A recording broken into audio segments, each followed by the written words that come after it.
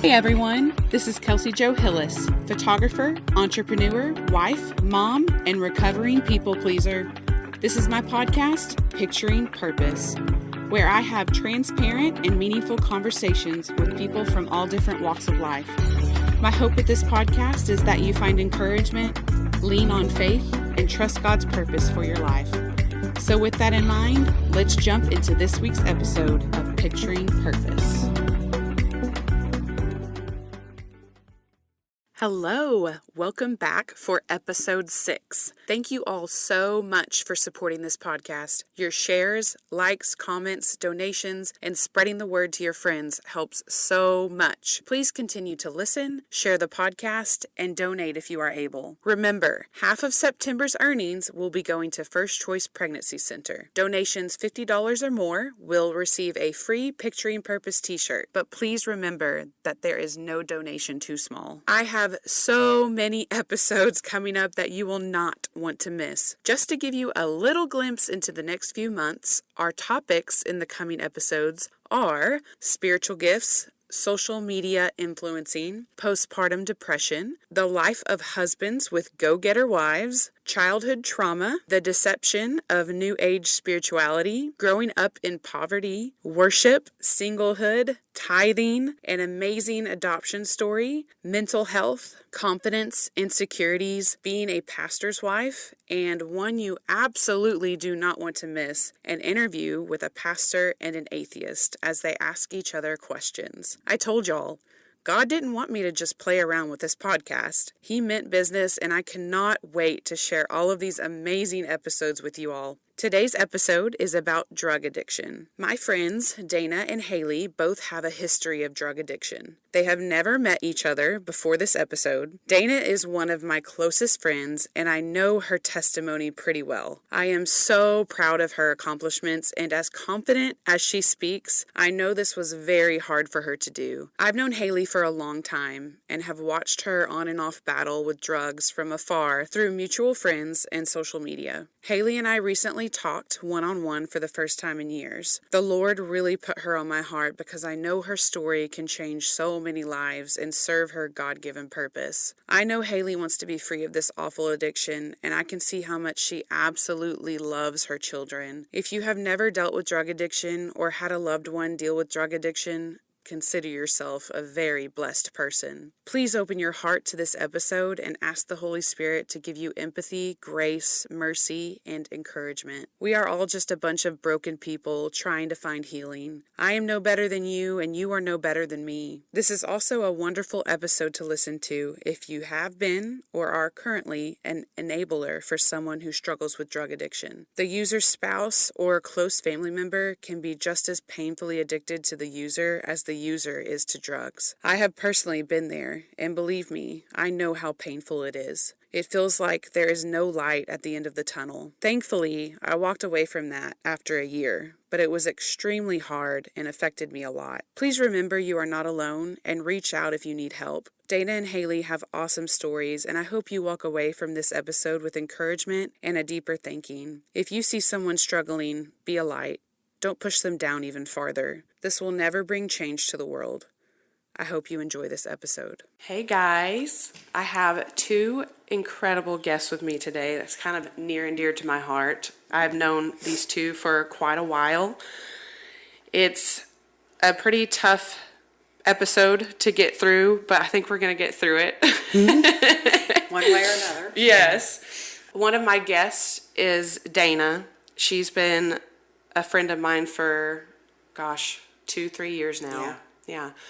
And she is kind of the reason that I got back into church, and I started living my life for the Lord and just kind of changing my life around. She's kind of like that little vessel for me. That was God through me. Yes, that was God through you. Haley, I've known since you were a little girl. I know, I was thinking, have you known me since I was 8, maybe? Yeah. I think we did. I did your family pictures at some point. Yeah. We just have mutual friends, and I've known Haley since she was little. And now how old are you now? 23. 23. Did you have to think about remember? And Dana, are you comfortable sharing your age? How old are you, Dana? I am 51. That's hard to say, but 51 I'm 51 and proud. I'm getting there. Hey, it's all about I've owning earned it. every one of these 51 years. I can promise you that. I have no doubts. So, today's subject is about drug addiction. I know we talk about addiction a lot on the podcast because the majority of the time, everybody has some kind of addiction, whether it's food or drugs or alcohol or porn or whatever it may be.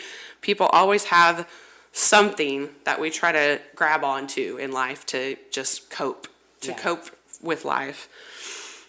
And Dana and Haley have both two separate stories that are really awesome, and I just wanted my listeners to hear their story and maybe get some encouragement from it. So before we really get into it, if you don't mind, Dana, I'll let you start. I want you to share a little bit of your story. Of how I got into drugs or just... Yeah, just your full-on testimony, because I know you've been clean for about 10 years, right? It'll be 11 years this coming January.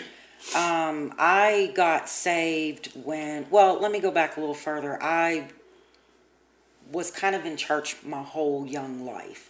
Yeah. In and out. I was, for the longest time, till I was about 12, I was the only one that went to church.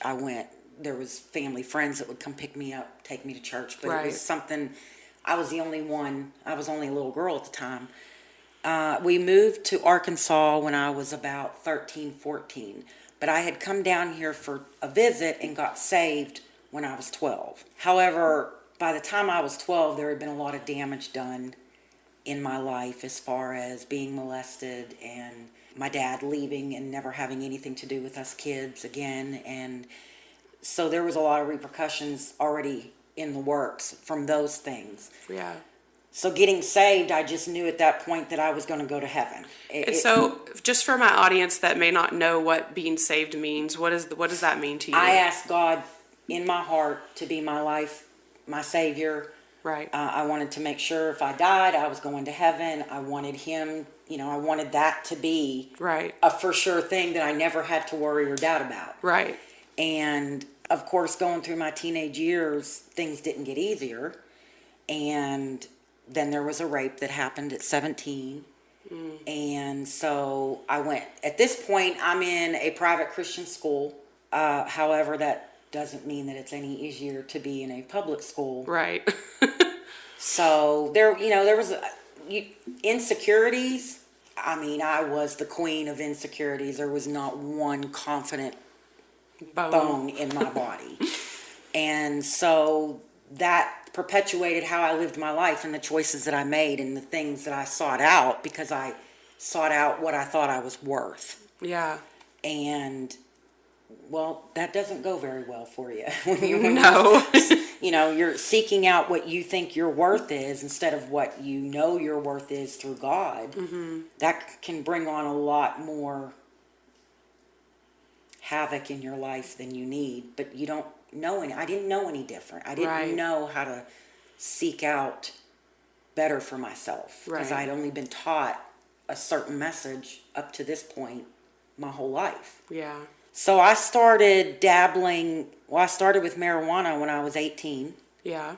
And I loved it. But all my friends were not people that were going to do these types of things. Right. So it was just a taste at that time. Mm-hmm.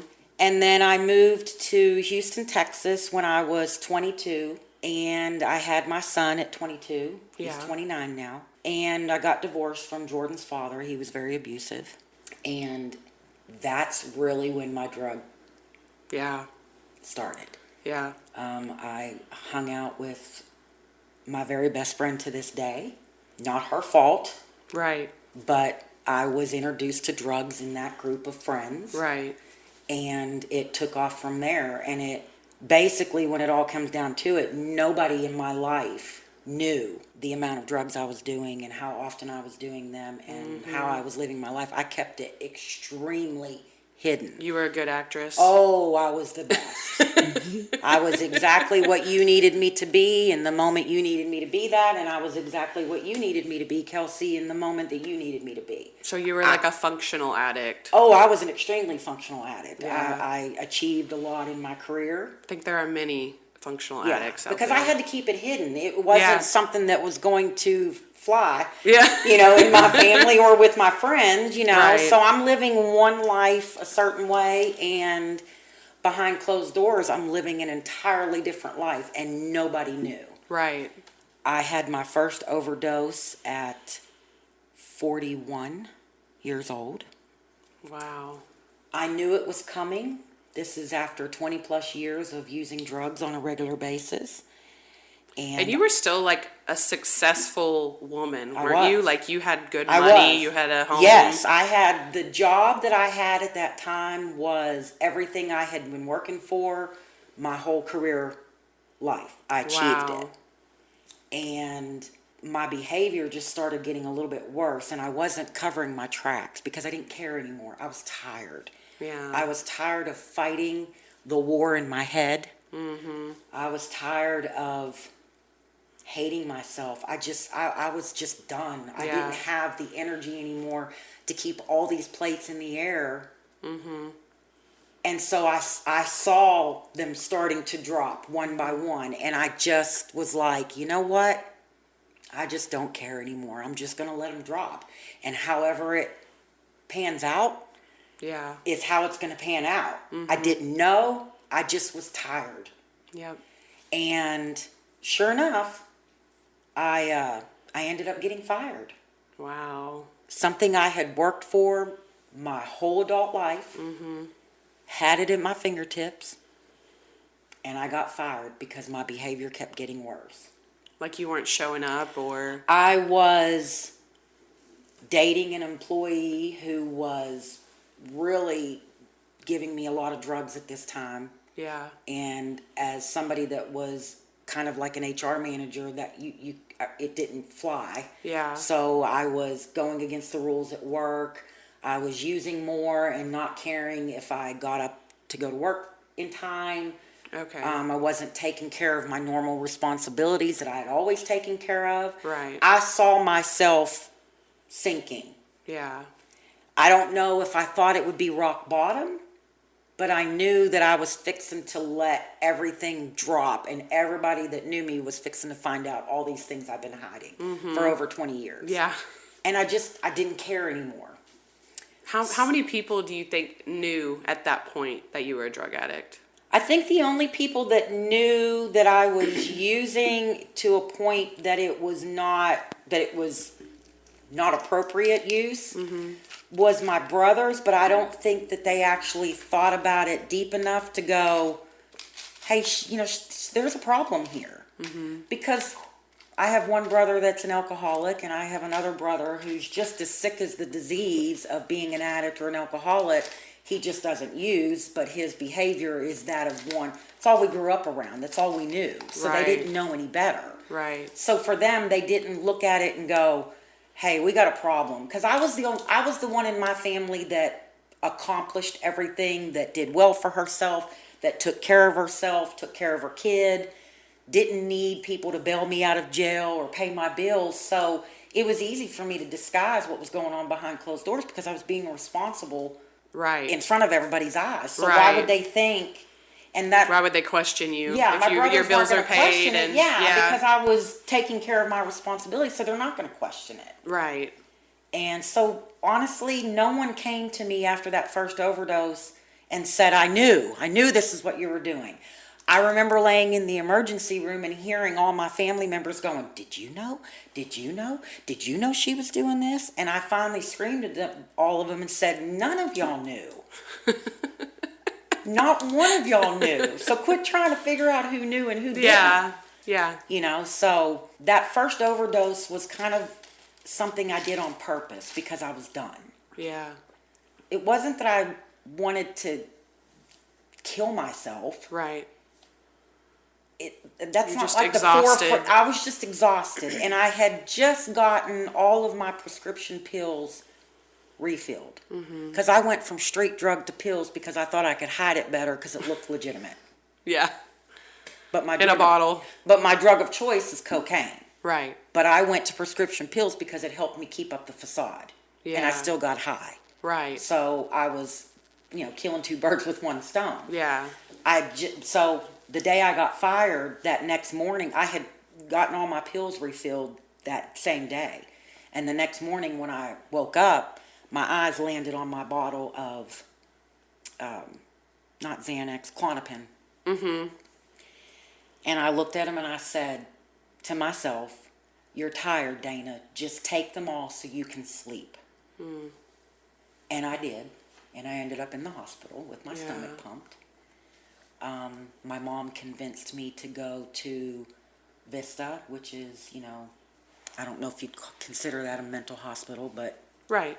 It's a local, yeah. yeah. So I went and I told everybody what they wanted to hear so I could get out. And because nobody really thought that I had a problem, everybody allowed me to have my prescription pills back when I got out of the hospital. You conned them. I absolutely conned Yeah. them. I conned the doctor. I told him everything he wanted to hear. I told my mom and everybody what they wanted to hear. The queen And the manipulator. whole time I'm sitting there going, "Y'all are so stupid. I cannot wait to get my hands back on my pills." And I did the second I got out of the hospital. Yeah. So the second overdose was again me just being done. One little thing triggered it and gave me the excuse to How many try it years again. later was that? It was only 6 months later. Oh, okay. I'm sorry, it was only 4 months later. Okay. So in 4 months, I had 2 overdoses. Wow. Yeah, I did a lot of damage to my body. Yeah. And that second overdose, I was laying in the emergency room, unconscious. I was intubated. But I was very alert in my head as to what was going on. Right. Because the minute I realized what I actually did that second time and how close to dying I became, because my liver, they weren't sure if I was going to make it or not. They didn't want to. They thought I was fighting them, but I wasn't fighting them. I was trying to communicate, but they interpreted it as me fighting because I came in on a suicide call. Right. So they strapped my arms down, and I was Right. just trying to, but I'm messed Right. up. But the fact of the matter is when I was laying in that emergency room, and in my head, I am very clear-minded, and I am speaking to God himself, telling him, "I am sorry I did this." Yeah. Let me back up a little bit. When I attempted that time, Right. I ranted and raved back and forth in my aunt's bedroom. I was home alone, telling him, "You're not going to save me this time, God. I'm coming home to you whether you like it or not." And I'd grab another handful of pills and I would down them. And I'd tell him again, "You're not going to keep me from coming home this time." And I'd grab until they were all gone. And then I laid down to go to sleep. And the next thing I remember is I'm in the emergency room and I'm speaking to God. And I said to him, "Whatever you need me to do for me to live, I am willing to do that. I'm done. I don't want this anymore for my life. If I can't kill myself and go home, then I better do the opposite Right. and do something with this." And I was clean from that moment forward. Was it easy? No. No, way easier to be on drugs Her than smile. it is to not be on drugs. Her smile right now, if you guys could see It's it. just it makes me laugh because it's, it's way easier to be a user than it is to not be a user. Of course. Yeah. Way easier because there's a lot you have to confront in order to be able to stay clean. Yes. And that's rough, but I'm still here and I'm still plowing forward. Yeah. But I think your relationship with God has grown more Oh. in the last 3 years? I would say in the last 2 or 3 years it had, and I'll tell you why it took me a little bit to get to that point is because just like we said before we got on air, climbing that mountain to get through the issues that got you there in the first place, that took a long time for me. I'm 41 years old, fixing to be 42 by the time the second overdose happened. That's a lot to unpack for me to go through Yeah. in order for me to stay clean and be successful at it. Right. So it took a lot of those years up until 2 or 3 years ago for me to feel stable in my emotional stability and physical. It took a long time for me to physically heal from doing drugs for over 20 years and 2 overdoses in 4 months. Right. I mean, it reaped some physical parts, as far as recuperating. Well, and you were high for so many years, Yeah. and you had numbed all that trauma. Absolutely. And Yeah. trying to figure out shortly afterwards that if you made me mad, well, how mad should I be at her? Or should I let this go? Or should I be sad? Or, I didn't You're like, know. well, how should I feel about I this? had no clue how I'm supposed Wow. to react to a situation and what depth of that reaction should I have that's appropriate, because I didn't know. I've never thought about it that way. So it took a good over 5 years for me to be able to understand my emotions, what I was feeling, and how to handle them appropriately. Yeah. It was not pretty the first few years. I've embarrassed myself plenty of times not knowing. Yeah. And so learning how to live again is what took all that time before I was like, okay, God, I really got to give everything over to you now, because I can't do it. I can't, I need you to heal me further Yes. and take me all the way through. Right. And that's the key. Like, Exactly. we have to be healed first Yes. in order to get absolutely, hands down, no way around it. Yeah. And Haley and I have talked about this before too. I got to hear a little bit of her story a few months ago. We went and got one of those herbal tea. What are they called? The like shake and tea places?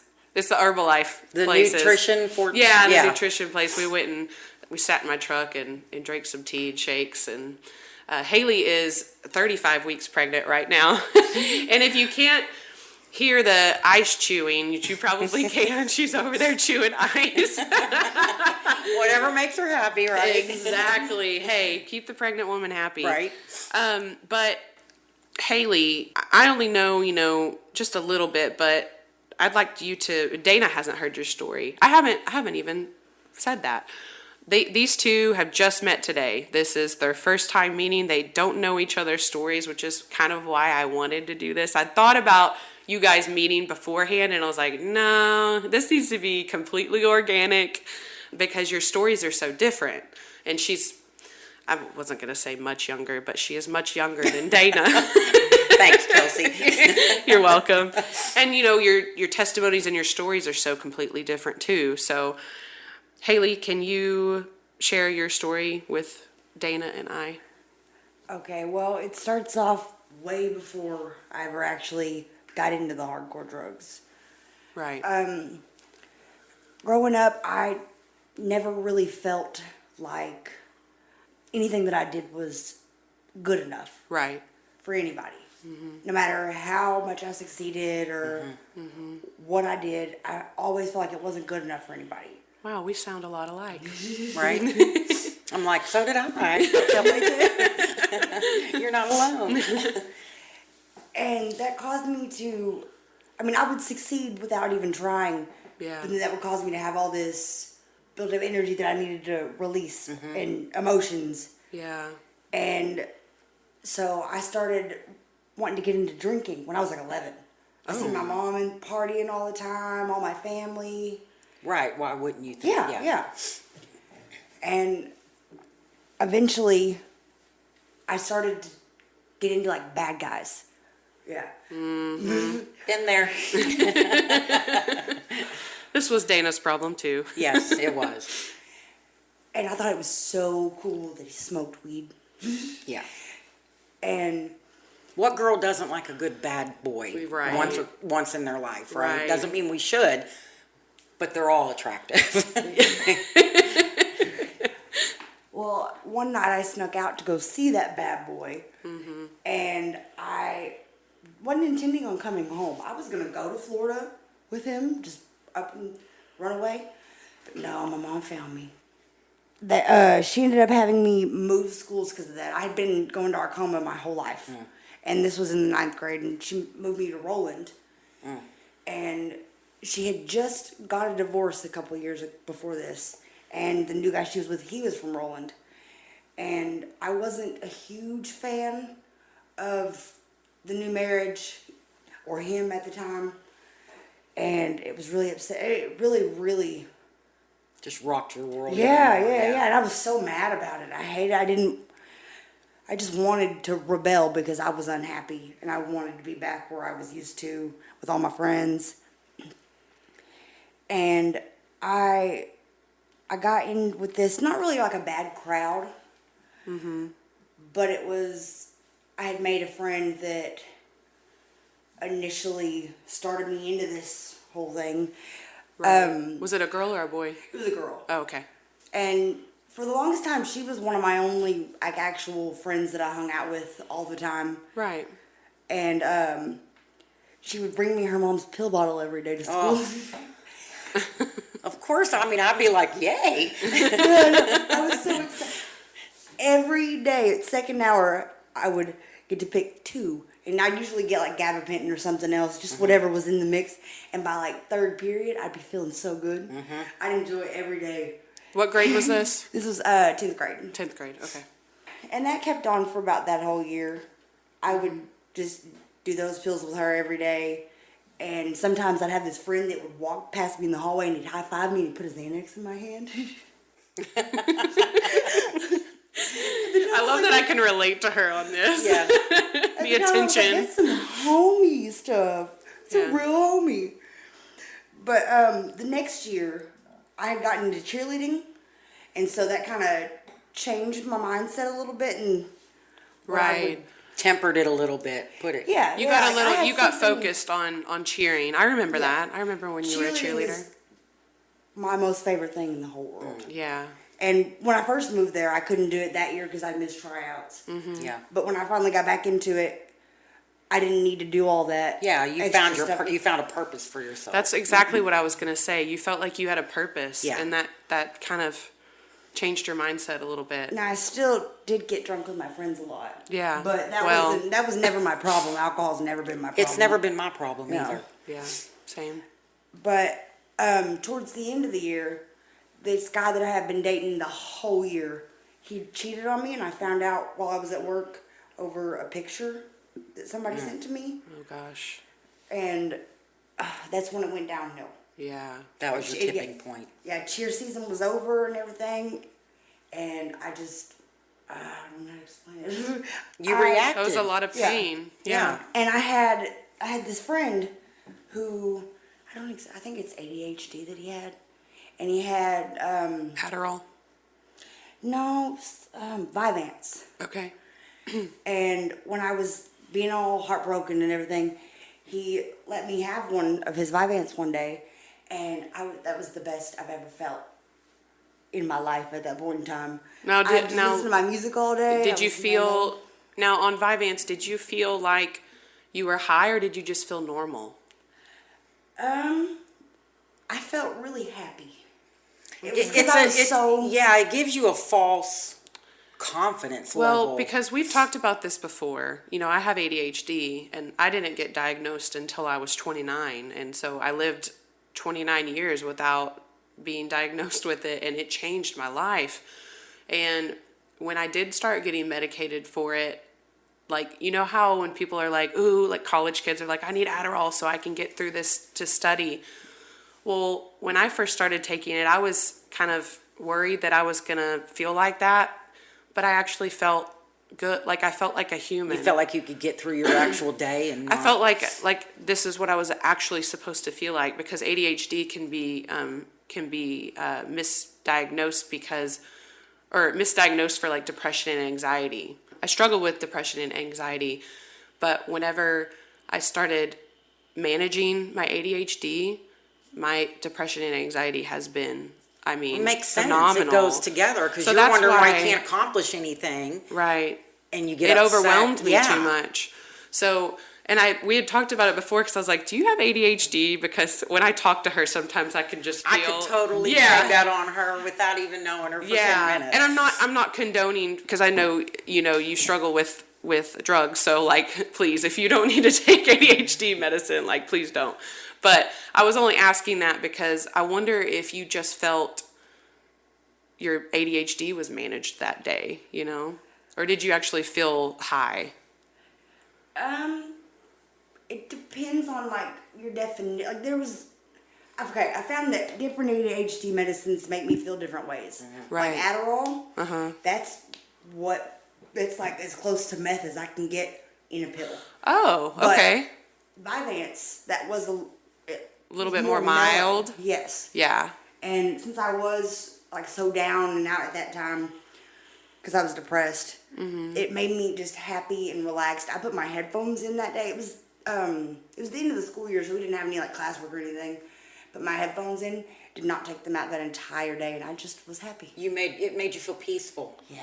Because you weren't worried about every other thing There's going a around war you. that goes on in our heads that it's just non-stop Yes. warfare going on in your head. And to Spiritual stop warfare. that thought pattern for any amount of time was such a relief. To numb it. To numb it. I got tired of the messages that I kept saying to myself over, or the enemy was saying to me over and over again.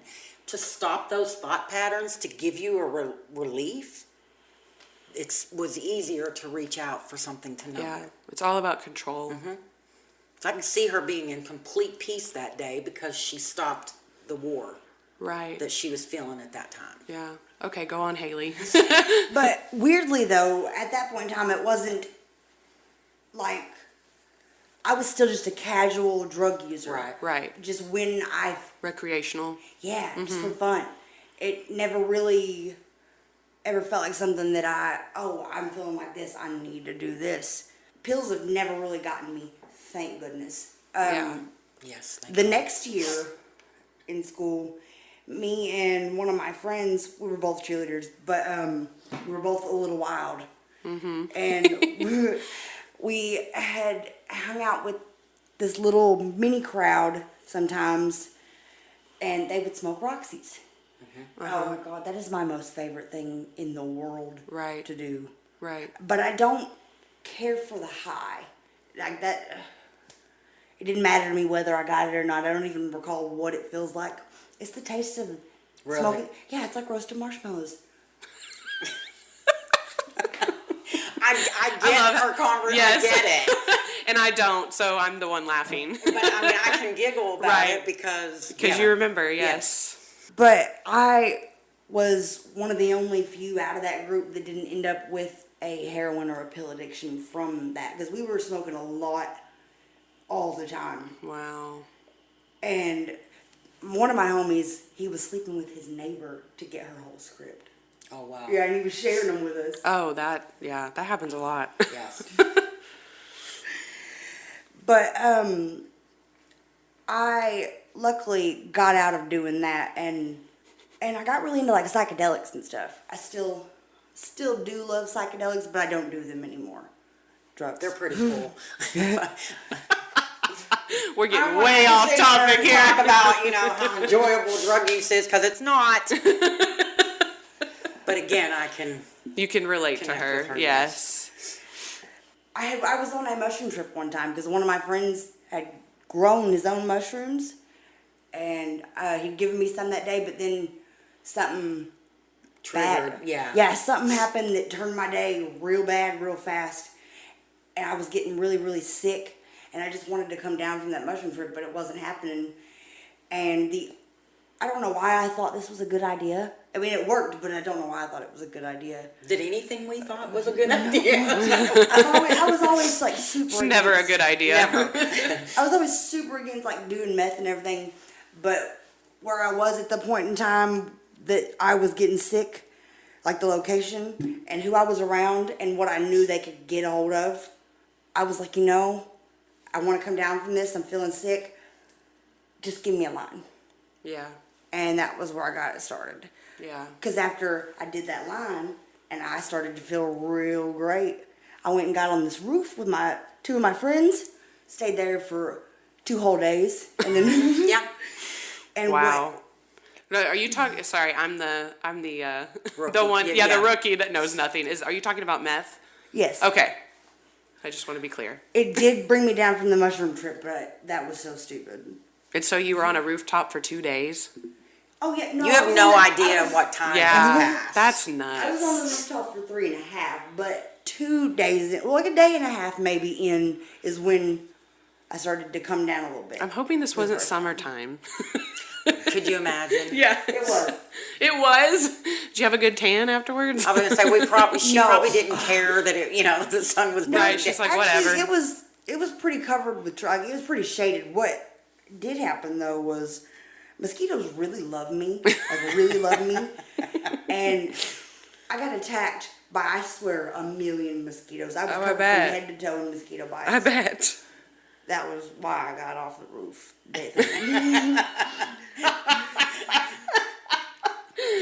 I'm dying. Not the drugs, the mosquitoes. It was is what got her off It the was roof. the mosquitoes. No, I didn't need to get off the roof. The drugs, you think we had my friend's mom, who was the one that we got it from. She would bring us toothbrushes, water, more drugs. What? So we didn't have to get off the roof. Oh my gosh. Was she a user too? Mm-hmm. Okay.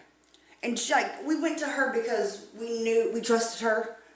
And You wanted to be responsible about it.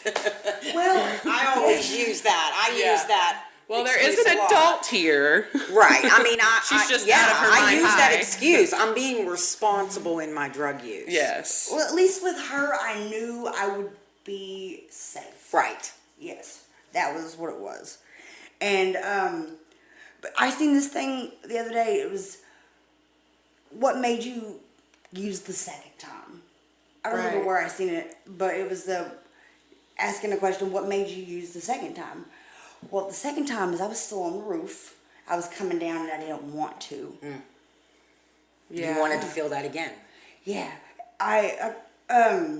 Nobody wants to go back to reality after no. being high. Not when you're a miserable person in your head. No. It's the last thing you want is I reality. agree.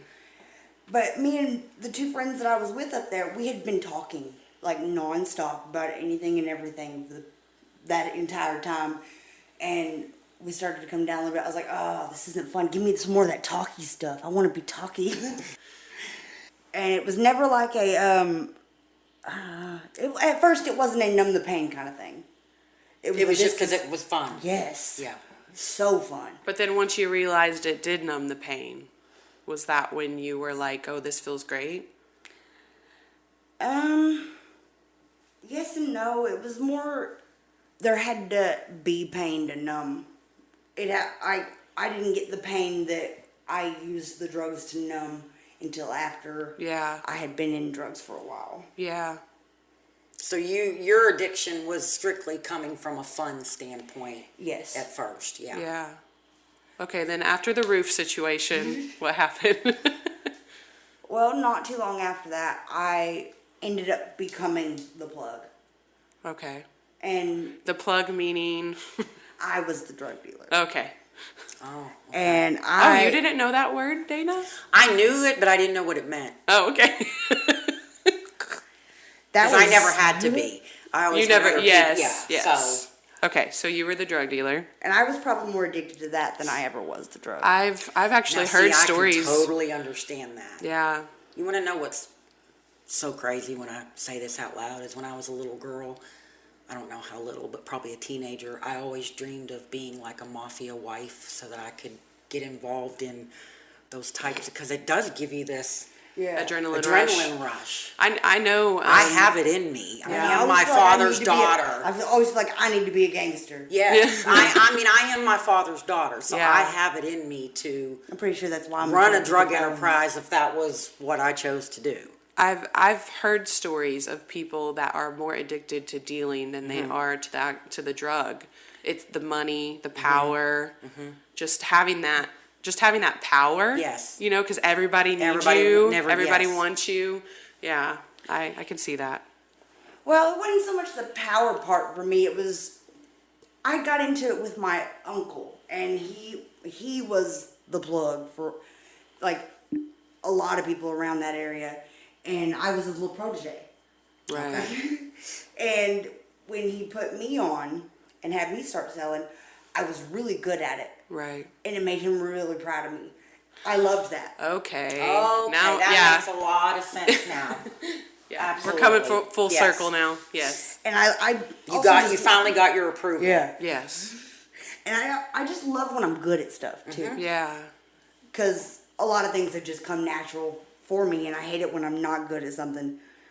And so that was another thing that made me addicted, that I was good at it. Right. And, well, the only reason I ever, well, something else could have made me stop, but the reason I initially had to give any of that up in the first place was I found out I was pregnant with my first son. Yeah. And my uncle would not let me sell anymore, which, good, Yeah. but Thank you. it really, that was kind of what started to make it to where I had things to numb. That makes sense. And throughout all 3 of my pregnancies and my children, I have struggled with using drugs and needing to numb it and hating myself for being such a Which crappy just mom. adds on to the pile. Yes. Well, Haley, thank you for your honesty. That I appreciate that, because I think you would be very surprised by how many people you may help, audience-wise, people that are listening. Agreed. That need someone that they can relate to. And you never know, you just may be the last person that they hear before they quit, you know? So thank you for being honest. A lot of people tell drug addict parents that they don't care about their kids. They only care about themselves. They aren't doing anything. But that's not the case at all. Yeah. I see so many drug addicts that don't get to see their kids very often, or don't have custody of their kids or anything like that. And it kills them inside. They love their kids so much. They do. But Oh, Haley, I know. I've known you forever. I know how much you love your kids. Like, absolutely. I would never doubt that you didn't love It's your an children. addiction. It's not something, you know, people that don't understand drug addiction, why can't you quit for your kids? Oh, yeah. No It's- empathy whatsoever. Right, and because they don't get it. Yeah. It's- They've never it's- experienced it. Yeah, you know, there's a shift in my brain that you didn't get that I got. Yep. And because I was exposed and allowed myself to explore that exposure, Yes. I tripped the switch. Yes. and there are some people that are able to quit and do the right thing for their children. Yes. But you also got to think that drug addiction has a lot to do with your mental Yes. state, and Yep. some people It are all worse starts- off in it than others, and it's not as easy. Yeah. It all starts with mental health, for sure. Yeah. Do you have anything else you want to add to your story before I go into questions? Because you know I'm going to ask a lot. I feel like we've answered, actually, quite a few already. Like, how were you introduced to your drug of choice? You both explained that. What led you to using it a second time? Because it was fun. I knew that first time I smoked marijuana at 18 that it was something I was going to do again. I just had to make sure I was in the right scenario to be able to, one, get my hands on it without going myself somewhere I didn't know yet, because I was Yeah. new into the drug world, right? It was very easy at 24 when I was exposed again to say, Yeah. let me try this. And I hope you don't mind. Can I dig into that? What do you feel is, because there are a lot of people that don't believe marijuana is an addictive I don't drug, feel like or marijuana is a gateway drug. I Yeah. don't. Being a drug addict, I don't feel like it is. yeah, I think for some people it can be, and I think it's just a natural progression. It's no different than, you know, an alcoholic starting out on beer and ending up on whiskey every day of their life. Right. It's a natural progression to get more of that feeling, whatever that may be. right, So, I mean, my first drug could have been a line of cocaine, and I would have been off and running. Marijuana, to me, I don't really think it had anything to do with me being willing to try the harder stuff. My personality characteristics is what made me want to try more. right. You could when I was in my 20s, I had no fear. I could bungee jump, I could parachute, I could do anything Dana, you want to do it? Sure. Yeah. I didn't even think twice about it. I can Now see that I'm 51, I look back on that. a beautiful and young 51. I'm just like, wow, Dana, there's no way you would get me to do any of that stuff. You know, Yeah. like bungee jump or anything. No way. I know now, like, I could die. I'm not doing it. Mm-hmm. But I had zero fear. I didn't think about it. I didn't dwell on it. I was like, sure, let's go. Yeah, no questions asked. And then whenever something was done, I'd be like, okay, what's next? I constantly wanted to seek more Right. of an adrenaline rush, however that came. What were some of the worst things you experienced while actively using? Whoever wants to go first. I experienced a lot of bad things, but the worst thing was probably when me and one of my very best friends, we were drugged, raped, and almost sold into human trafficking. I think I remember this. That was kind of pretty public on Facebook, wasn't it?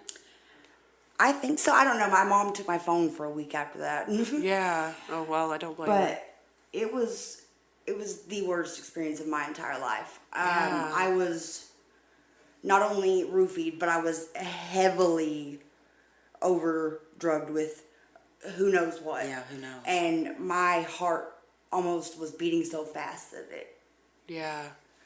it was so scary. And I That kept sounds fading scary. in and out of consciousness, and I'd be in a different spot in the apartment that I was in, doing something totally different than what I was when I was conscious for 2 seconds the last time, talking to new people in totally new situations, and I was so confused, and that kept happening and kept happening.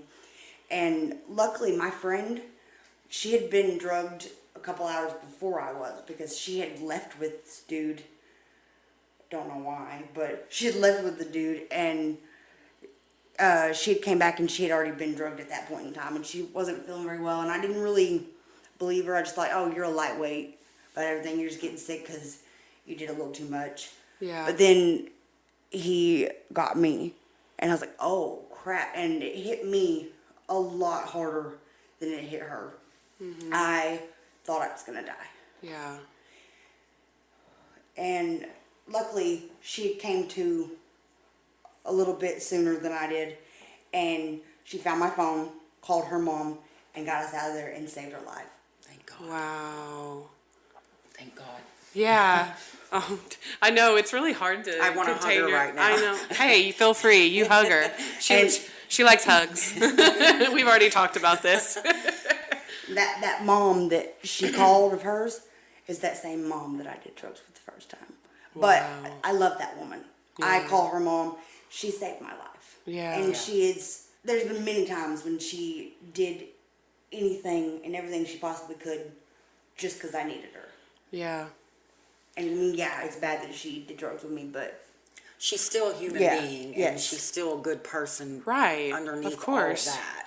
yes. And That doesn't make her a bad person. No. not And at I've all. always struggled with my mom, with me feeling like I wasn't good enough for my mom. And that's not her fault. I feel like that she likes my sister better than me. Even if it's not true, I don't blame her for any of that, because I don't feel like she means to make things come off the way she does, and they make me feel the way they do. But I've always felt like, Have you ever confronted her about it? I was going to ask that too. yeah, but she doesn't seem to mean it that way. And I understand that. She doesn't use, does she? No. Okay. And just because I am made to feel a certain way from the way she acts or treats me, or anything, doesn't mean that that's the way she's meaning it. And I can't hold that against her. But it does still make me feel those ways. And so for the longest time, I have always felt like I didn't have the mom that I wanted to have, or not that I didn't have the mom that I wanted to have, because my mom You was a didn't great measure mom. up enough for all Yes, of her love. I didn't get to have the mother-daughter relationship that I wanted so badly, and still want it. And you found that in this woman. Yes, well, I mean, I have a couple people Yeah. in my life that I call mom. Yeah. That are women that are a little bit older than me, but I am so close with, like, family. Mm-hmm. It definitely is one of them. Yeah. Well, back to your experience, I mean, afterwards, like, it's almost like you were numbing that trauma. So now, like you were talking earlier, you were like, I didn't have that pain yet. You were talking about this pain, right? one of them, yes. Yeah. One of the pains. Yeah. They literally, until you deal with them, they are just piling up up. like a mountain. Yeah. What about you, Dana? I woke up to being raped. I came to being raped. Yeah. And how old were you? 24-ish, around there, 25. Yeah. It makes me realize why God wants to protect us from these certain things. You know what I mean? Like the reason that he doesn't want us to use drugs is because he doesn't want These his things to children. happen, yeah. It's like it's just like a dark valley. Yeah. Once you start going, it just goes straight down. But there is one thing that I can say unequivocally, hands down, no one can convince me otherwise. I take a look back on all those years, and I can now start seeing certain situations. Yes, God was with me the entire time, but I can see certain situations where I know without a shadow of a doubt it was Him that got me out of that situation. Which makes your faith so strong. Right. There's no, and I didn't even realize it or think about it for a long time after I got clean. It's just been in the last couple years that it's become so clear to me exactly how much He was there. Yeah. Holding me, and I look back on that, and I remember one day not too long ago stopping me dead in my tracks, going, "Wow, God, thank you for all those times that you saved my life." You know, I'm a mom at this point, so I've got a kid who's relying on me and me only. There's so many times He provided funds to pay bills or to feed, or, you know, saved me from major harm. Yeah, and death. Yeah. Well, twice when I tried to, you know, tell him that I'm coming home was to your you. time. Yeah. And he's like, "Oh no, Dana, you just think it is. I've got so much more." Yes, for you. I have the biggest plans for you, and you Exactly. are going to fulfill your purpose. Yes, exactly. Wow. Gosh. I was in a lot of situations, I'm sure you were as well, that you're looking around while you're there going, "Boy, I sure hope I get out of here alive." Yes. Okay, another line. Okay, and you forget about that for a moment. But you know you're in a situation that is dangerous. I can't imagine. I But mean, I've done wanting some. to do the drugs is more powerful than you removing yourself from that situation most of the time. Yeah. Can't tell you how many times I've been sitting there thinking, am I going to make it home? Yeah. Or am I going to be in a shipping Whose container house across am the I sea? sitting in? I don't know these people. There's so many things that could go wrong from here. But yet you're like, "Hey, you want to do another lunch?" Sure. I'll just numb that feeling of worrying about whether or not I'm safe. Well, now I'm not going to worry about my safety. Right. Yeah. Wow. So it gets scary. And when you look back on it, you're just like, "Wow, I can't believe I made it out of there alive. Wow. I can't believe I made it through 3-day binges where the amounts that went into my body that I actually came out of that." Like, alive. yeah. I think the same That's thing. God. I am the queen of pushing my body to Yes. its limits. And you're a tiny And I little have thing. No So, idea. you know, there's not a lot. So are you. I was at that time. You still are. But I Hush. mean, you know, you just look back and you're just amazed at the amount that you ingested. Like, how am I alive? Exactly. Yeah. And It's Haley, only by the grace of God that we are sitting here today. That is the only way we are sitting here today. Oh, I 100% believe that. Absolutely. And hands Haley, we've talked about this before too, that you also felt that, like you've never felt like God never left you. Do you still feel that way? Always. I never don't feel him because I keep my own personal relationship with him. I'm not somebody who's super, I don't know, I'm not super religious whatsoever, but God is my best friend. Hey, that's all that matters. What's weird about that is I never doubted that he was there. I just doubted that I was good enough for him. Right. I never thought I was good enough for him. Look what I keep doing, God. How could you possibly? Why would you want me? I'm not good enough for you. Yeah. I knew he was always there, but I didn't feel worthy of him. Yeah. I feel like I took advantage of him sometimes. Oh, I absolutely took advantage. Like every of time that. I'd be in a situation, I'd be like, God, I'll never do this again. I'll never do Yeah. this. I'll never get. Oh, girl. Hey, I don't think you have to be a drug addict to Yeah. be guilty of doing that. We do that every everybody day. does that. So that's a normal question. Oh, yeah. Or, I mean, or plea to God, I'll never do it again if you get me out of this. I think just as it's our human nature. I mean, we Yeah. take advantage of him daily. I mean, we could Absolutely. be living for him 24/7, fulfilling all of his purposes. And human but nature somehow we would still end up taking advantage without realizing. absolutely.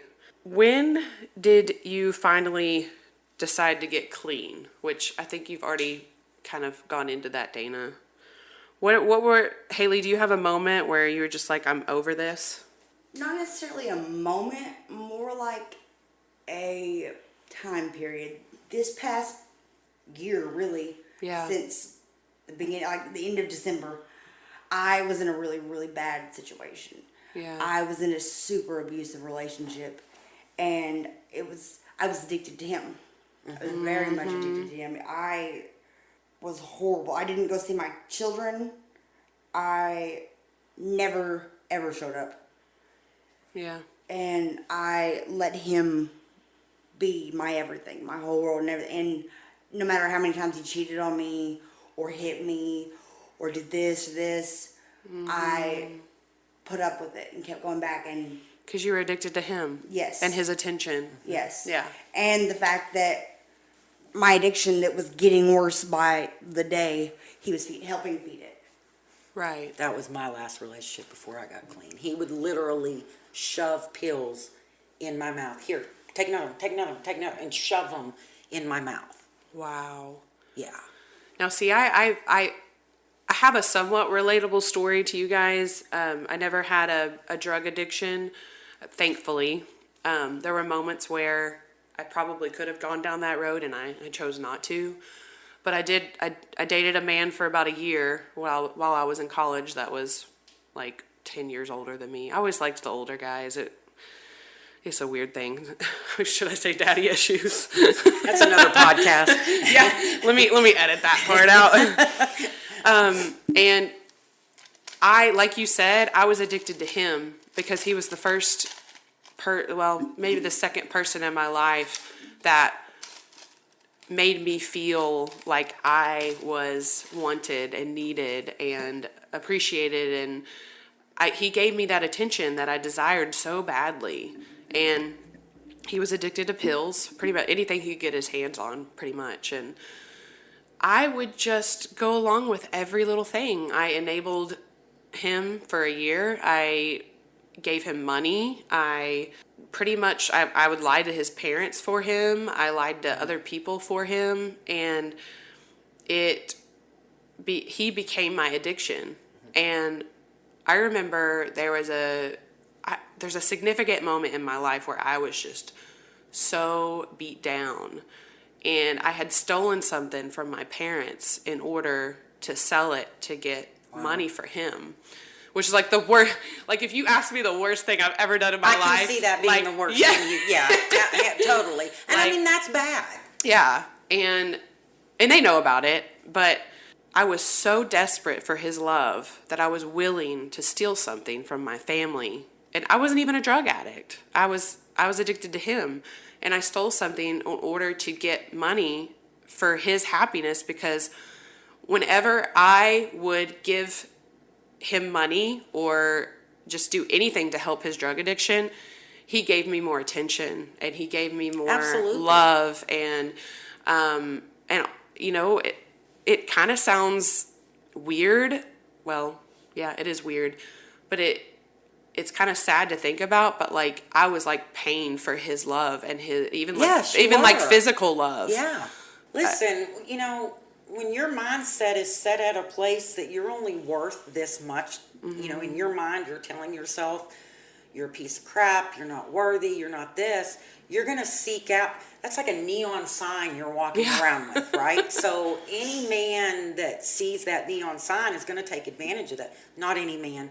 Some men are going to take advantage of that. Right. And if I feel like I'm only worthy of this person that's going to treat me bad, and I know this, then that's all I'm worth. Yeah. The day that I found out in therapy that you seek what you think you're worth, I mean, my whole world opened up to me, because I'd never understood why I would go for these men. Part of the reason why they could get me drugs, and I would never have to be the one to go get my drugs. They would do it for me. But also, I wasn't worth more than that. So there's not this great guy that is walking around. You're not worth that, Dana. You're never going to attain that. Well, I did that and more with my husband. I mean, he is a gift straight handed to me from God. Yeah. And now I see the difference in focusing on what I know I'm worth through God, what he has told me, and I finally believed. I don't want to accept anything less than that. But we don't know any different until we learn differently. No, and I was in a dark place at that point. Like when I stole from my family, I remember being in my college dorm shower, and I was just like, I had turned the lights off and I was just crying. I was You were like, why? ashamed. Yeah, I was so ashamed, because at that point they knew that I stole it, and I was just like, I was just crippled almost, and I was like, How could I sink that low? Yeah, and then any time that he would lie to me or not tell me where he was going or anything, and I didn't hear from him for a while, like it was just really hurtful. And like that's all I would think about all day. Like I would just lay in bed and cry and just pray and wish that he would call me or let me know where he is. And he could give two craps about me. None. I mean, he could not care less for me. Like, you were a means to an end for him. Yeah, he did not care. He knew what he could do to win me over and manipulate me. And that's the thing with addiction, is that they will manipulate and do whatever they can in order to get what they need and get what they want. And I was just the enabler. And I feel like sometimes enablers are experiencing just as much pain as an addict. Yeah. Long-term enablers, they are just as sick as the person using. Yeah. Because just a they're different engaging drug. in the exact same behavior, except they're not using the actual drug. But they're engaging in the same behavior as the drug addict that they're enabling. And I remember one night specifically, we were driving around. That's all he did was drive around.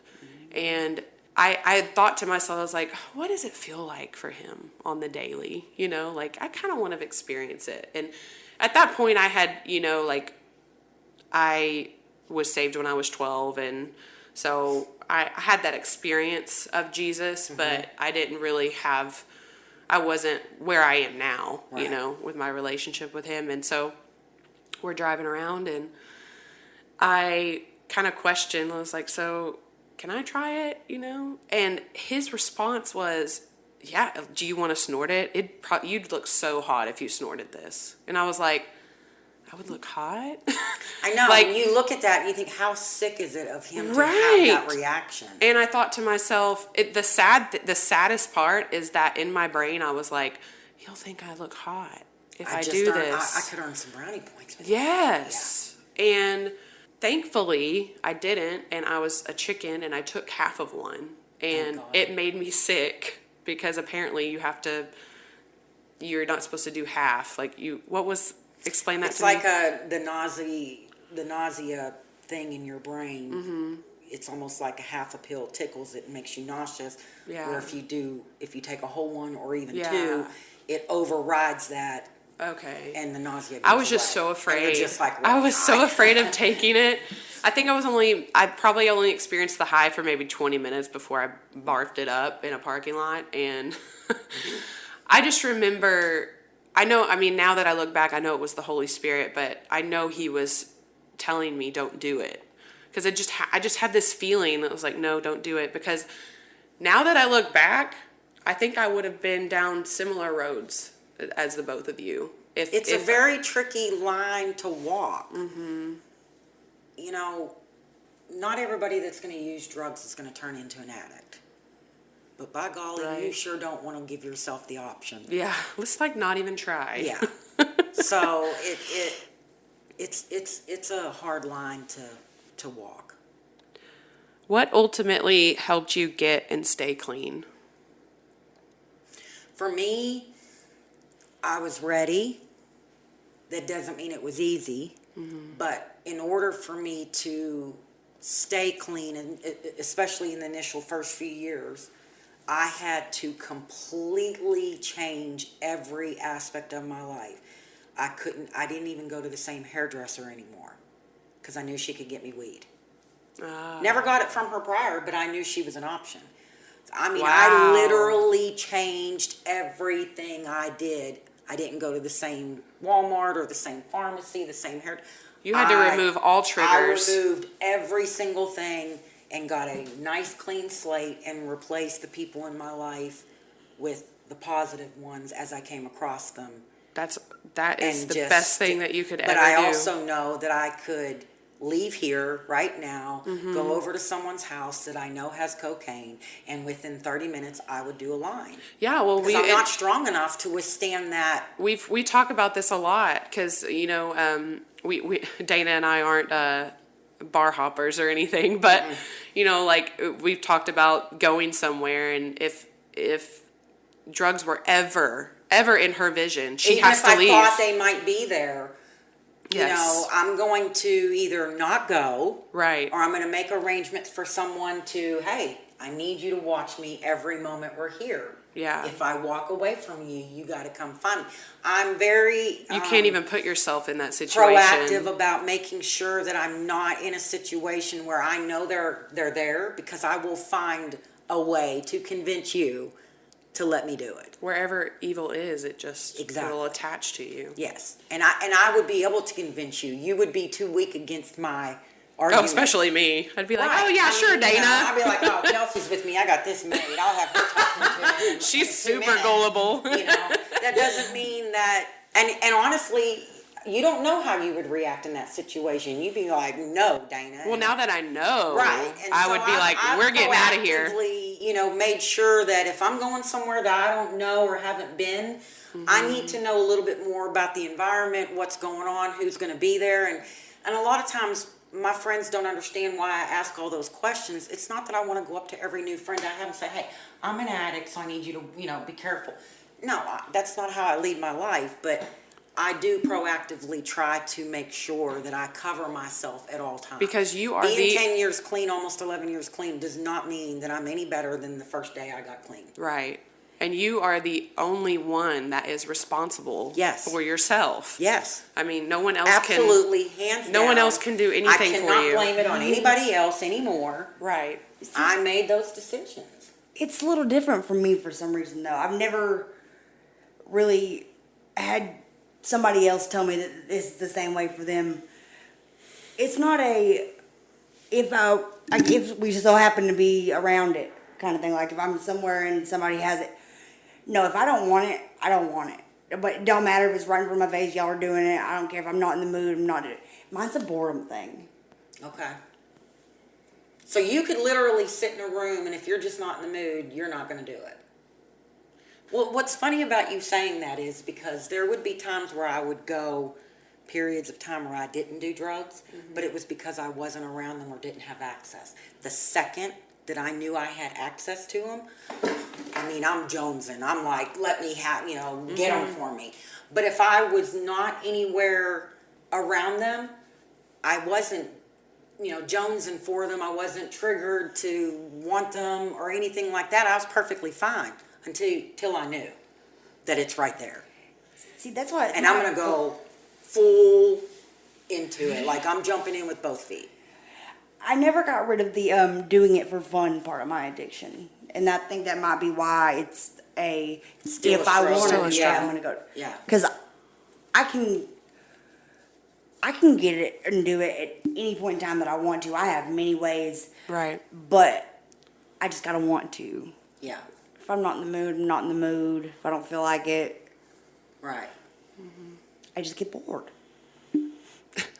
And boredom is not a good thing. For addicts, that's not. You have to keep your mind busy. You have to keep yourself busy in order for you to not get bored and go, I feel like doing some meth today because I'm bored. Because I feel like as addicts, we want to fulfill something that we're trying to feed something in us that we are really supposed to fill with God. Yes. And with the Holy Spirit. And it took me many years to finally figure that out, because I know this sounds silly, but when you guys are talking about, like, if you go in somewhere and you see drugs and you can't help yourself, that's kind of me with food. Mm-hmm. Like, for instance, if I were on a cleanse or something where I'm trying to like detox my body and I go to a party and there's, a lot of food on the table, that's all I think about the entire party. I don't stop thinking, and eventually I will give in and I will eat something off the table that I shouldn't have.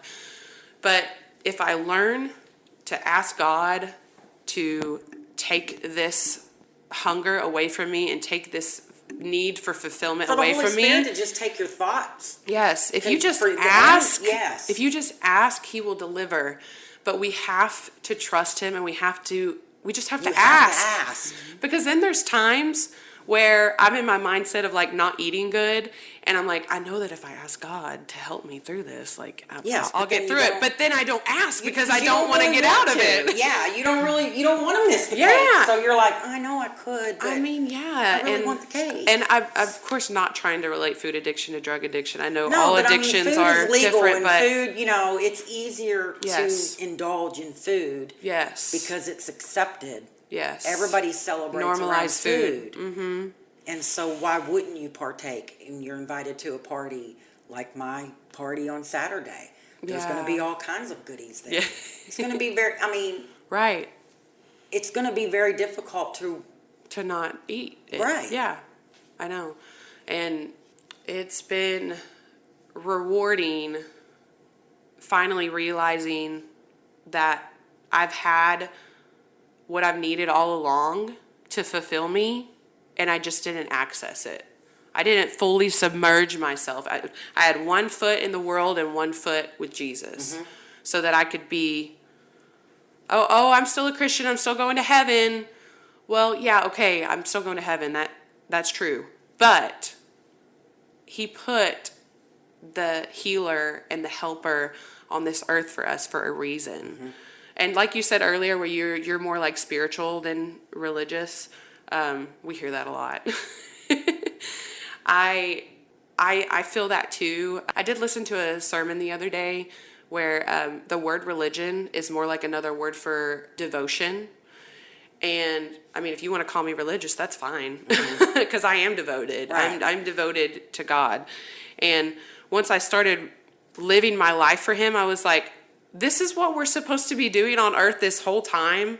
And this is so easy of a choice to make. Yeah, all I had to do was ask you to help me and to deliver me from this and fill my heart with joy and peace so that I don't reach for things that I need to reach to. And I'm not saying I don't struggle, because I struggle every day, but it's just not as hard. Right. It's just, and you have to surround yourself with good fellowship. The key for staying clean, honestly, is God first and foremost. There's no way to do it without Him. Nothing else could. Nothing else will get you through it. And even then, it's going to be difficult because we're human. Mm-hmm. And you have to change everything in your life. First, you have to want it. Mm-hmm. Let's just get past that. Let's get that on the table. You really want it. And because it's going to be a battle. Yeah. No matter what. Because whatever is spurring you, even if it is just fun, there's something behind it that's making you want to reach for that drug. Right. You have to find the root of where it's stemming from, and you have to work on that issue in order to tackle the issues that you piled on top of it as you went. Mm-hmm. Because those are all consequences of this initial root issue. Right. If you don't tackle this root issue, you're just going to have a really hard time being successful. Right. Because you need God more than anything or you ever thought to get you through that, to where you can get to a point where I feel stable every day. But I feel stable because I don't engage in people or places that bring those feelings back or give me an idea that maybe it's back there behind the closed doors. You have to actively pursue a life that doesn't allow you to go down those roads that can lead you to that. And you need the accountability. Yes. Yes. And so first and foremost, you have to want it. Second, you got to do it with God. There's just no way around it. And, third, you have to change every aspect of your life. Yeah. And none of those, the second and third is not going to happen until you accomplish the first one. And God gave us a purpose for a reason. And like that was my whole thing behind this podcast, was people finding their purpose. Like, I'm still on the journey to find my purpose. Me too. And there's I have an idea of what my purpose is. Yeah. I have no idea. Hey, it'll come. And that's come okay. with time. I mean, you're young. And it took me a long time to figure out what my purpose was. It took me a long time to accept that all those choices I made, which, I look back at who that person was and I'm just like, gross. Haley, I think sometimes God, in order for God to give us our purpose, He wants to heal us first. We have to be healed, or Yeah. at least And I'm on the way to I'm being still going healed. through that Yeah. healing process. In order for you to know what God's purpose is, you have to be healed, or in the process of healing those things that got you to this point in your life. Yeah. Then you can speak from experience and further that message that He's trying to use you for. And I want to make a disclaimer, because I know that sometimes the word healing, it seems so like rainbows and butterflies and unicorns, but it's actually incredibly hard. It's hard work. It took me a very long time to finally realize that. And You got to face things that you don't want to face. And I'd love to walk around and say that it was everybody else's fault that I got myself into the situation that I did. And maybe perhaps at 5 years old, when I was molested the first time, that was the start of it being someone's fault. But I was certainly old enough at a certain age and on to know better. And you make your own decisions. And to make my own decisions. So I can't blame those things on anybody but myself. right. And boy, did I make some doozies. Me too. Whew, yeah. And it took a long time for me to get over that shame. And then there was one day when it was like a light bulb came on and God said, this is why you went through all of that. Yeah. And now I get excited about the fact, thank you, God, for everything that I went through. Because now look at the wisdom that I have to share with other people. It's like that song, I'm thankful for the scars, Yes. because what is it? Because without them, I wouldn't know who you are. Yes. I think it says something like that. And that is so that song. true. And it may sound cliche to everybody, but it is absolutely true. Yes. Healing is facing all kinds of things that you would just rather pretend like they didn't exist. That's just not possible. If you want to be emotionally healthy and spiritually healthy, you have to face them. You have to root them out, get past them, or at least be working on getting past them, acknowledging and going through it. And God it is like, sucks. God is always just knocking, and He's like, all you have to do is choose me. Just say you need me. Just call out to me. Yes. And He's there. But Haley, have you ever had an experience like that? All the time. I'm always begging Him to get me out of this or out of this and Yeah, let me make good. it through this. And luckily, He has given me the ability to easily be able to forgive myself for things. Yes. 'Cause I've done That's it the for hardest you, part. 'cause that was not. I struggle with borderline personality disorder. Yes. And I can't control my emotions. They are overwhelming. No matter what emotion it is, I feel it to the fullest extent, and I have no idea how to control that. Yeah. And so if I wasn't able to forgive myself and stuff, those lows and all that negativity and all feeling like that, I probably would have killed myself by now. Yeah. See, and that's what led me. It was a combination of things, of me being tired when I thought I was going to take a bottle of pills just to go to sleep for a while. Logically, I knew in the back of my head what that Yeah. was going to cause. But I just was tired. Thank God that you can forgive yourself easily, because I did not forgive myself until that first year I was clean, when I had to go through everything and try to figure out what's the holdup here. You just felt like such a it's failure. me not Yeah. forgiving myself. And I'll never forget the words out of my mom's mouth. Honey, God's already forgiven you. Oh. You have Immediately. to forgive you. And I looked at her and she said, he forgave you the first time you asked. You're the one that's not forgiving you, so you can't move forward. God looks at us like we've never done anything wrong. Exactly. Yeah. And it took me a while to believe that, but I believe it now. And Yeah. thank you, God. I mean, thank you, Jesus, for loving me that much. Yes. That Amen. I can ask you for forgiveness and you look at me as if I'm brand new. Yeah. Your mercies are new every morning. Every morning. And Preach, sister. it gets me excited, because I Me never too. thought that I would be at that place in my life where I had that kind of love for myself and could forgive. Do I have bad days? Yes, I do, a lot.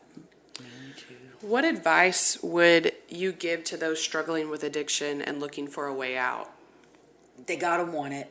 I'm gonna keep going back to that, because Oh. if there's a slight hesitation about wanting to get clean, it's gonna derail you. It's gonna be an excuse, for you to allow yourself to go there. Right.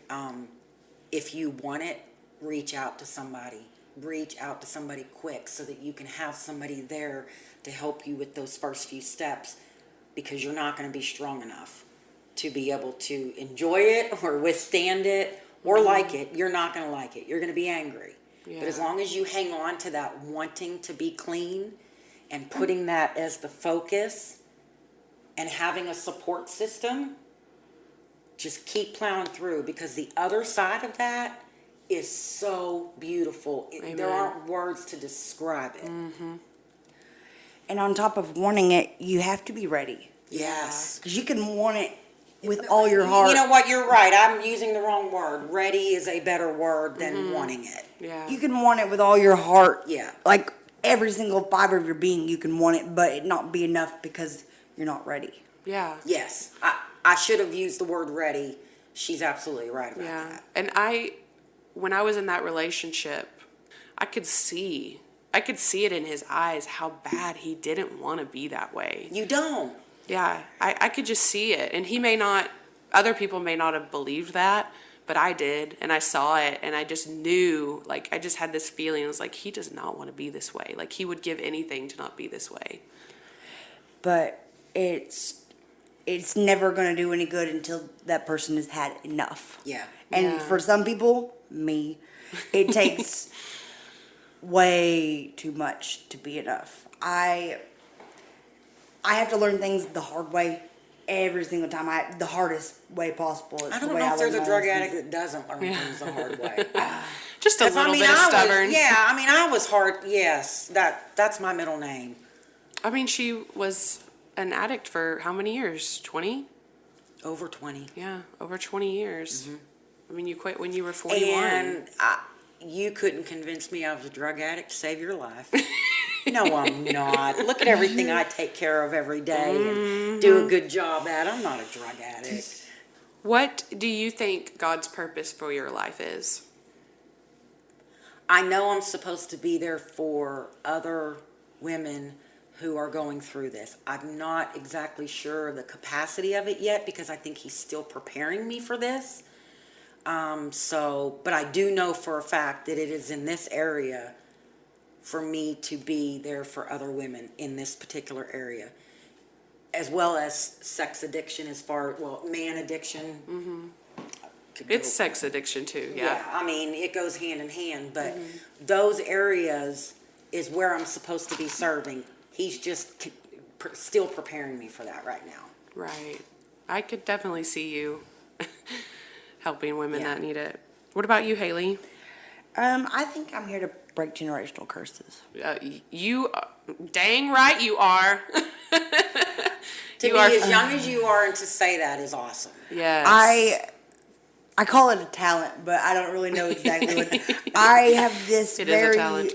good intuition to be able to look at myself in my life and know why I do the things that I do, and know why each quality or trait about myself is there. I know what trauma caused this and what trauma, and I know how to break those things. I can 100% confirm that too, because in our talks, like I even told Dana earlier before you got here that like one thing that I really admire about you is that you are so honest.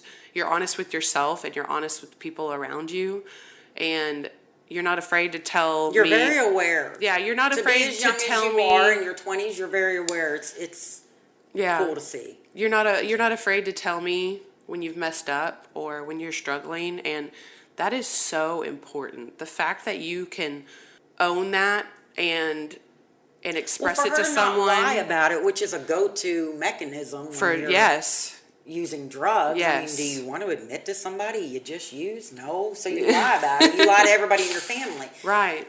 But I really admire you for being as honest as you are, because you're like, I'm me.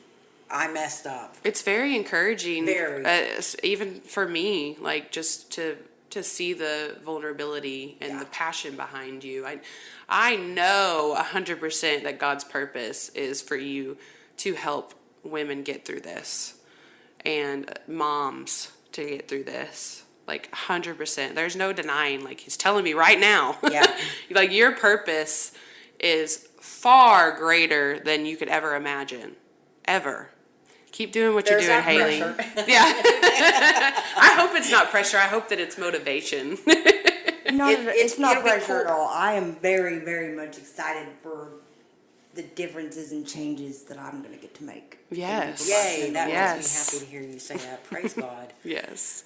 I am unapologetically 100% myself at all times. Yes, you are. And I, But that's nice. I Good love or that. bad, we know who you are. That's why you're so lovable. Yeah. and I want to encourage people to be that themselves. That probably is, I mean, that to me is so great, because that's half the battle, because you do lie so much to cover what you're doing. Not you, but in general, drug addicts or alcoholics lie so much. For you to be so open and honest is really cool. I love seeing that about you. I do too. I know we've used the word admire a million times, but I really admire that about you. Mm-hmm. And I admire that about you too, Dana. You're very honest, but I know just from knowing you and being close to you that you weren't always this way. You No, weren't always no. honest. You were one of those manipulative. Yes. Yeah. I was going to call you a manipulative liar. I feel really bad about that.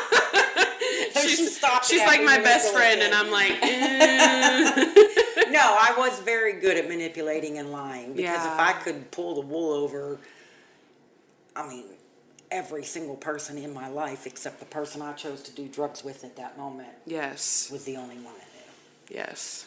That's a lot of work when I look back on it. How much time I wasted. But that's okay. I got all kinds of time now. That's right. All right. Well, we went way over time. We may have to do like a part 1, a part 2 for this one. No, I like it. She told me not to be 3 hours long, Haley. Well, I knew this one would go over for sure. For those that are listening that are struggling with addiction of any kind, it doesn't even have to be drugs. I hope that you listen to this podcast and you find encouragement and motivation.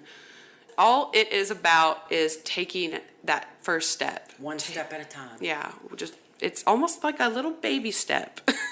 Every little step matters. Yes. And know that you are not alone. You are not alone. Yes. I love that. Absolutely, 100%. You are not alone. Yeah.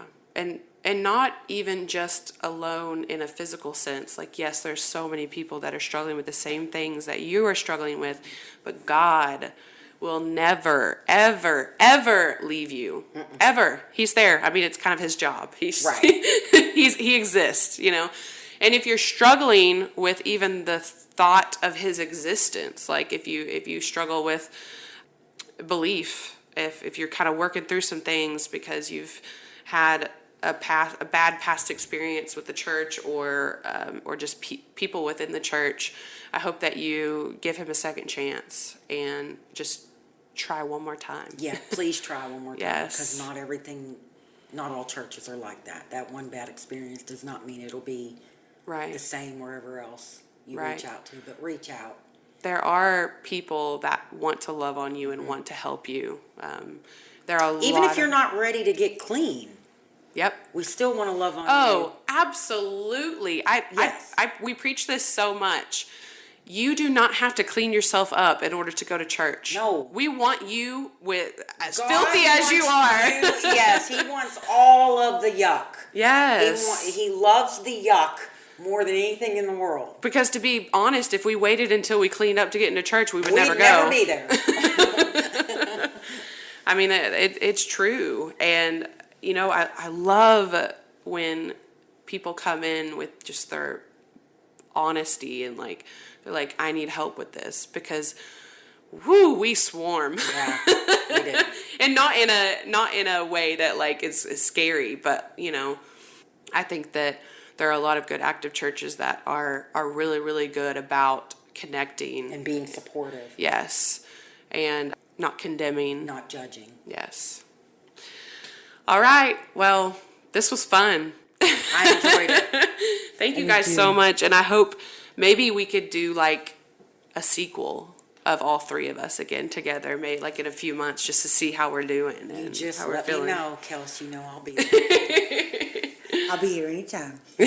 Awesome. Okay. Give her time to have the baby. Oh, She's yeah. so close. Yeah, she's got to have that baby first. All right. Well, thank you guys for listening, and we will see you next time.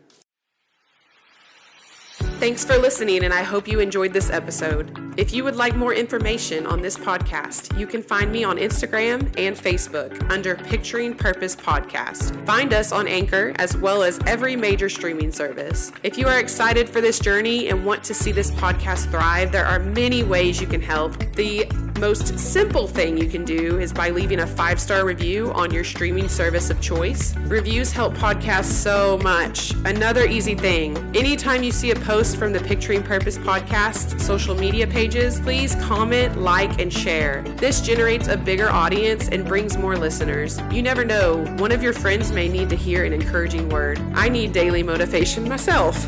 Last but definitely not least, if you want to see this podcast fulfill its purpose, your donations are incredibly appreciated. Keeping the podcast up and running is an extra cost I have taken on and will continue to do as needed. I know that God will always provide because this podcast is His. Not only will donations go to the making of the podcast, but Picturing Purpose will be blessing 50% of its September earnings to people in need. Whatever God puts on my heart is where the money will go. This month, we are blessing First Choice Pregnancy. This organization goes above and beyond for the community, and I am honored they were able to come on the show. Any donation, $50 or more, will receive a free Picturing Purpose t-shirt. You can donate by going to Kelsey Joe Photography. Kelsey is spelled Kelsie. Joe is spelled J-O. Photography.com/Picturing Purpose Podcast. That's KelseyJoePhotography.com/Picturing Purpose Podcast. If you are unable to donate, your prayers are powerful. Please pray for this podcast and that it continues to serve its purpose and spread the love of Christ. Our hope is that Picturing Purpose is an encouragement to anyone that needs it, and that we create strong,